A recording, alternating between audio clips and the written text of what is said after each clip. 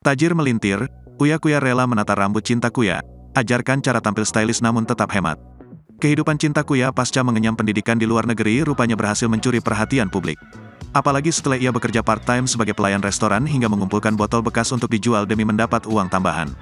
Rupanya kerja keras dan kehidupan sederhana yang dijalani ini tampaknya sudah diajarkan oleh sang ayah, Uya Kuya.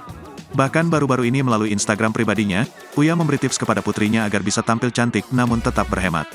Dalam unggahan Instagramnya, Uya Kuya membagikan momen tatkala ia tengah mengeringkan sekaligus menata rambut putrinya, Cinta Kuya. Momen tersebut terjadi tatkala ia tengah mengunjungi putrinya yang merantau di negeri Paman Sam. Uya Kuya tampak terambil menggunakan alat pengering sekaligus stylish rambut. Sementara itu Cinta Kuya asyik merekam momen langka bersama sang ayah. "Kamu nggak perlu ke salon kak, cukup ke Uya Hair and Beauty.